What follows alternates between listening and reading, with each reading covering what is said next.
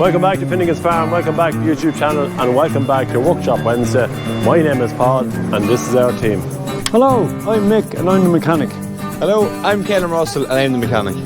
Hello, I'm Sean, I'm the apprentice mechanic. Hello, my name is Marco, I love to weld. This is Bruce, this is Blake, them two best students. Don't forget to like, subscribe to the videos and comment if you want, and we will get back to you. So in for repair today we have an update on our John Deere 8410. We also have a combine in the 6700 Claas combine. We have a Kverneland plough, we have a McConnel Verge trimmer, and we have a McConnel Hedgecutter. So plenty going on in the workshop this week. But just before we get started, draw attention to last call here. Just get your CVs in for full-time and part-time positions available there at Finnegan. So if you get your CVs into info@finnegansfarm.ie. Plenty happening in the workshop this morning. Two guys working on an 8410, John B over there working on the plough. Alan Clark is on another plough. Eamon is on the Hedgecutter here. So there's plenty going on. First job on we have is the Hedgecutter. Bringing it in for a little bit of grease. Checking oil levels on the tank and things like that. Just checking our flails here. You can start to see a little bit of wear coming on the sides of the flails, because the fact that this flail this always cuts up. You can feel it here how blunt it is, and the far side is sharp because we just have been working it up all the time now. The option is to turn it around, or maybe to cut the other way ahead, but I think we might just turn it around, Marco, will we? Yeah. We'll see if we do. Now, we brought it in really, the problem that we've seen is the roller is loose now. We'd love to have a hydraulic roller on it that we could lift it up and down. It was probably one thing that I did regret when I did buy the Hedgecutter. It wasn't an option to get it at the time. But looking at them now, I wouldn't mind having it, because when they're in the fields, we'll say doing the banks and that, and then lifting it up and then having to top it as well, they could have a little bit of a mix and match where they're just not inclined to get down. The drivers are not inclined to get down to change the bolts. So they're not, Marco. And we can see here that we have, it's loose. Now, it may tighten and it may not. In my experience, what will happen here is a refined thread, and if it's vibrating for any length of time, it'll have cut into the thread and it won't allow you to tighten it down. So we're just going to whip it off here, about 2 new bolts in it, and we're going to leave it in the up position, because we have the Verge mower with it, and this will do the topping of the hedges. The Verge mower will do the sides. So we'll bolt it back up, we'll tighten it up, and we'll put it into that position. And then when we're back out, maybe on the roadsides and things like that, where we need to lift it up and down, we can do that with the good bolts. But for the minute now, we're just going to change in there, because if that rattles down, the hole will kind of elongate on the plate here, and then we'll never keep it tight. So we're going to go with that first.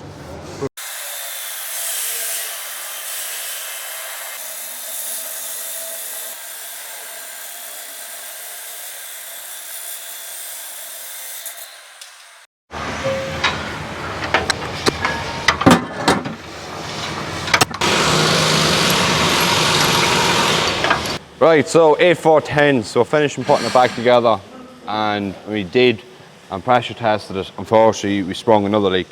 So there's 2 of these push-in, the John Deere love using these push-in pipes. I absolutely hate them with a passion myself, but anyways, there's 2 steel rings that are pushed into this housing and into the end of the housing off the end of the water pump. So basically this pipe is pushed in here, and you put your housing down and push 2 pipes in together, and they'll seal, and they generally tend to work quite well. But anyways, on the water pump housing, it's actually leaking from outside the steel ring. So on the bottom of them, there's an O-ring separate that's in along the bottom, and it's leaking up past that somehow. So unfortunately, the only thing we can do to knock that out is to bust it. So we're going to need to get a new one of these just to get it back together, and we'll try and add a bit of sealer and clean it down better in on the bottom. But that's our only option really with that there now. So we get tearing into that, and so there's not as much stripping to get back to that part. We're able to take off this housing on the top piece rather than the whole fucking nut off again. So it shouldn't be too bad, but we'll see how we are for parts. So we'll get this done and get going. So John B is in the workshop this morning, and he's in for a new pair of boards actually. That's what he's in for, because he wore out the other ones. He was working that hard Others wore away, The yeah. others actually wore away. So we put a new set of number 28 bodies or boards on the plough. This has the 28 bodies, obviously, for the ones with the wide wheels. We have the styre in it there at the minute as well, because 8410 is in for a small little bit of repair. But TLC, yeah. looking at Caleb and Sean this morning, I'd say that probably will get it sorted, and we'll get her back into the plough again. Now, always when you get new boards, John, what is the problem? Paint. And then you go down into the field and it just builds up, and then I get into the, and then I just go. Yeah. So it's going to stick to the boards, but generally is. Now, if you've got a stony field sometimes. Yeah, we got a good stony field, or out on the beach. Yeah. So we were going to send them off to the beach there. Mightn't come back. Yeah, to Spain, but we'd be afraid he mightn't come back. So there's a few different products you can actually get for taking paint off the boards, Yeah. paint slippers as well. And we have 3 of them here, only for the knives in the background. You finished there, Emo? Yeah. Right. So there is a few different products here we can get for taking paint off the boards. We usually use this one, which is Nitro Merge. Yeah, it's very good, yeah. Yeah. You need to leave it overnight, mostly. But you're not going to go ploughing today anyway. No. So we're going to get him set up, we put that on and be ready for tomorrow. We have a few other jobs to do, which we will go through. So the Nitro Merge is something that we will try on it. There's this other one here which I found, I don't know, was up in the stores, Paint Advantage Stripper TX10, so we'll try that. And then Caleb has suggested one, didn't he? A little, yeah, well, he's right, it will bubble paint. So this is just brake fluid. And it will bubble, definitely bubble So we get the brake fluid and probably leave it on overnight, it might. And even supplied us with a brush there as well. Fair play And, which is more important, a pair of gloves as well, yeah. Because that's stuff you just don't want to get in your hands. No. Okay, what else we have here? We have a mark on our spanner, compliments of Kverneland. Yeah, so Comes it's with someone didn't just gouge that into, but that's there for a reason. That's a reason, yeah. Yeah. So what you do is you put your 2 pins, if you can see it there, Carl, and your mark, and you see that spring is off. So we can see it. And how actually you know it's off, John, is when you look at the spring back here, or look at this rod that goes through the beam of the plough. Should be. Yeah, the rod should always be, nearly, I don't know. Nearly rub. Yeah, the couple of mil should always be away with, because when the plough kicks, this rod should be able to travel into the space. And if that is not there, next thing your rod bends. Yeah, so we've often seen it there. Maybe, I know someone has put them on and maybe just weren't sure of the tension on it and the measurement on the spring. And what would happen was to break the plough, break the rod again. For the simple reason is that it needs to travel across to the middle section every time it's under pressure. It kicks, yeah. Yeah, so we need to do that one. You nearly know by looking at the back of them whether they're right or wrong. Yeah. Well, you'd know even by the spring. The spring itself, yeah. The spring can be a little bit straight. Yeah, it has to be curved. So we're going to let John and Elson John after that. Now you had some issues there with skimmers. Skimmers coming back, was it? Yeah, well, in tough ground or stony ground or that, like you could tighten these even with the big spanner as much as you want. They'll still.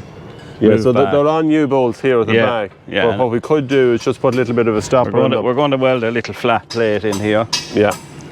And it stops it from coming back. Yeah, I think that's been done on the other one. Yeah, So it's the only way, because you'd be just all the time out moving them and tightening them. It's not an easy job.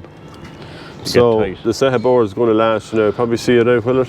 Might see the plough out, or me. Oh man, John B. I wouldn't think so now. Plenty of ploughing left in it, yeah. Isn't it? Good plough, the Kverneland. Great plough, yeah. Yeah, very simple and just to walk. So just when we have it in there, we're going to do a few jobs. So this plough is 6-year-old now, so. Yeah. She's still not bothering her. Yeah, we just have to kind of keep it tightened up always with a plough, because we've a good bit to do ahead. Yeah. And the ploughing match is coming up. I think John B is heading down to it as well. I might just have the styre now and all. I might just go ahead down there. He's colour coded this time.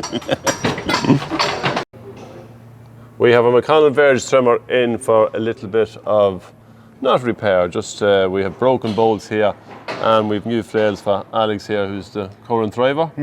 Yeah, so it's going okay, isn't it? He's it's handy there, the Verge trimmer, isn't it? Yeah, handy through bolts there. Yeah, so we have a selection of bolts there which kept breaking. Now, Mark was in shot there. We're going to just have to see some of these bolts here are not actually going through. So there seems to be a little bit of a bore here on the back of them. And we need to just take that off with maybe the die grinder which you have in your hand.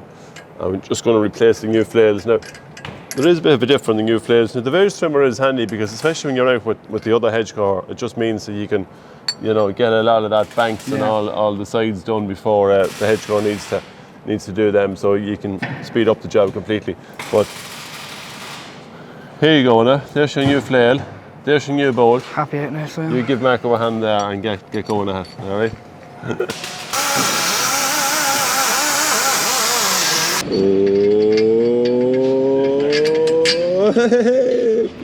Red bale trailer in. Yeah, just down the field the other day and I noticed this, which is off the back of it, Marco. Yeah. Was thrown one side.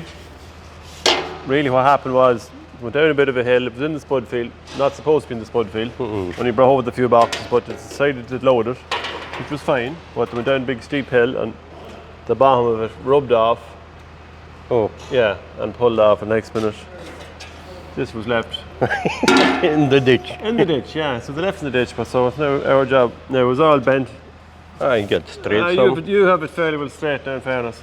And we're going to pop it back on. Yeah. You want me to hold it? Yes, please. For this job, need 4 hands. We have a number plate here to go on as well. You have that half of it, see.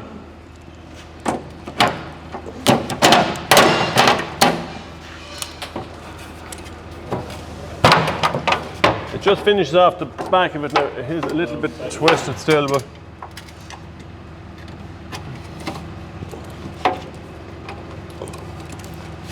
Yeah. that's a great joke, Marco. Oh, yeah, plenty of it. Yeah. Oh, I use them flat, big washers. So you have the ones with the big washers, yeah. So if you're doing that, there's other ones there, but they're not as good. Yeah, them are the ones to use. Yeah. Them is much better. We have a number plate, have we? Yeah, on the bench. On the workbench. So another small job we have to do is update our reg plate, because this is the number of the older fast track. So we have to put the Yeah. new one for the new fast track. So we might just stick it on for the time being anyway, and then I put them. Yeah. until we get one. Hydraulic top link of the 185. Well, I need a case, I think, at this stage. Now, I don't know what happened, but this pipe here got a little bit of a pull or a stretch. So whether it went up against something, Can you see that? we're not quite sure. But as you can see here, It's got an oval on that side. yeah, that's it. Plus the pipe. Well, I had to cut that to get the. I needed the old nut to put on the new pipe. The new pipe comes that length, and you cut it to suit, and then olive comes with it, but the nut doesn't come with it, so I had to take the nut off. So you take the nut off then. That's why you cut this one to get the nut off. Yeah. If the olive, once you use an olive once, that's it locked on. Yeah. Can't get it off. So now we should fit straight back in, like, and you have a dowdy washer Both sides. both sides of the banjo bolt. Yeah, but I can't screw down the downy washer. If I do, the banjo. This is a banjo here. You see? Yeah. And a banjo bolt, obviously. Check valve or something, so I don't know. So a little bit tricky there. I hold this That's all lever right. up Oh, for you, yes. Mick. Get the shit out. That's all up, but look out. Right. I'm blocking you there, Carl, am I? And hold the washer. Find the thread. We're going down. Yeah. Look it is. And that's it. Just tighten it all up. Leak check, obviously. And the job's so. 22 spanner. We hang out with them.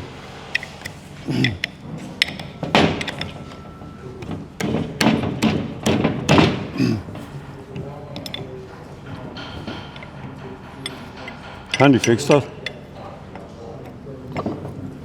Use the one pipe will do the whole lot.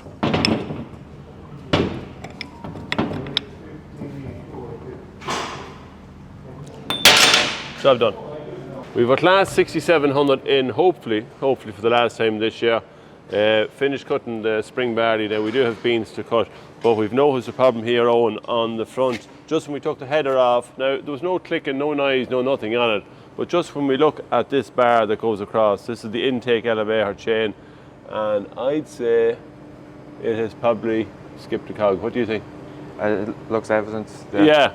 You That can slight incline on it. Yeah, so you can see it here, while these are straight, That one is straight, but this one is definitely here. So probably the plan will be up on top. We have 2 covers up here on the top. Slacken off the 2 adjusters. Yes. You have one there, don't you? On that side in there, and there's one on this side. We'll slacken that off, and then we'll investigate and see what it is. But I think this has happened before. It's just not the first time it has happened this year, because cutting so low on the spring body. Now we're going to move on to the header, which is another problem on the header here we see as well. Now nothing visible there, you think, from looking at it. And God, we've checked the fingers, but we see we've 2 or 3 very high fingers on it here. Now again, probably a stone got underneath it and bent this. So we're going to have to take that off on. Yes. Yeah. Readjust it there. Maybe get a bag or something, get a pressure down, and maybe get it straightened. Even if we get the sledge or that, just to straighten it down that it runs. Because it's very important that you have a straight blade running on it, because if not, it's going to wear the sections out of it, and it possibly could break the blade as well. We have seen that happening. So we'll do the first job. We'll stick the header on, lift up the reel, get in there, take off your fingers, and we'll set it up. All right. Yeah. All right? Yeah. Good stuff. So now it's time for Tips and tricks, tips and tricks. So in this week's tips and tricks, we have Mick here with an O-ring. 2 of them. 2 of them. We have a problem here on, this is the ram, the lift ram on the Heva disc roller, and it's leaking. So I'm just gonna. When we stripped the shred, the O-rings were in shreds. Yeah. Like the cap one there is on mine a dirt one, but this is the main critical one. The other's pissing up past that. But we have a lovely little kit here, an O-ring kit. Yep. And it's invaluable when you're stuck. I've used these over the years and they're brilliant. Once the glue is good, and basically all we have to do is measure. I've measured the diameter of the one to come off with a 3mm. That's a 3mm O-ring strip. We have lengths of O-ring here. And we'll just get it around there. Give some play there, so. Just cut that to match that there, and just leave it a little bit longer. Don't get my fingers. Mine Mick's fingers, whatever you do there. Because they're invaluable. You can buy the kits. You can buy the kits, but you can't buy the fingers. Isn't that it, Mick? Yeah, this has a couple of tools in it. This one here is for square trimming. All right. Push up, please. Just want to make sure the 2 ends are square. Oh, it has V-blocks. There they are there. So you can actually cut them. Yeah, get it in. I just want to make sure I'm in against it. I'm going to touch more. So the V block in the middle then is just for cutting keeping a straight edge on the O-ring. When you put the glue on. When you put the glue on. And do you use any type of glue, Mick, or is it? Ideally with me it would be Loctite, but the bond block we have, that's what came with the kit, so. Yeah. Just try it for size. Looks pretty good. If it doesn't work, all I do is trim the glue again. Yeah. Put that on that side, Sean. I don't know if that pack of glue will open. That's a new set.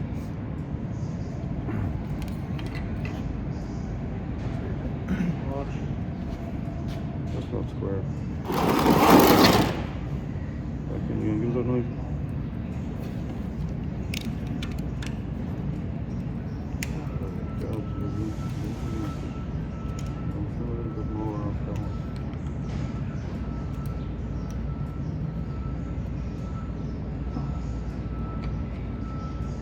That's a blunt knife, I'm getting weak. Right there. Let's get the pull down my foot.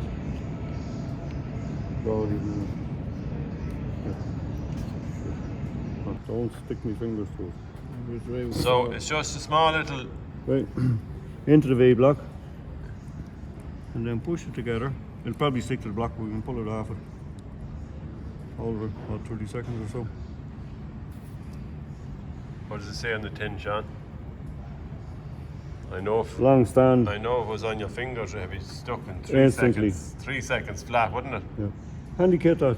Yeah, handy kit to In the have. field if you're stuck. Where did we get that kit? John B got it, we were stuck, I can't remember, it's a while ago. That's one I have a long time. I'm low on O-rings. That's Well, Abbey Seals and IND seal crowds, they will have them, won't they? a lot. Amazon probably even. Yeah. We'll try it. I'll give that a few minutes to set. That's an O-ring made. And hopefully, well, it won't be any worse than it was. No, well, it can't be any worse. Flying out. Yeah. So that's it for this week's Hookshop Wednesday. Don't forget to like, subscribe to the videos, and from over here at Finnegan's Farm, we'll talk to you all next Wednesday.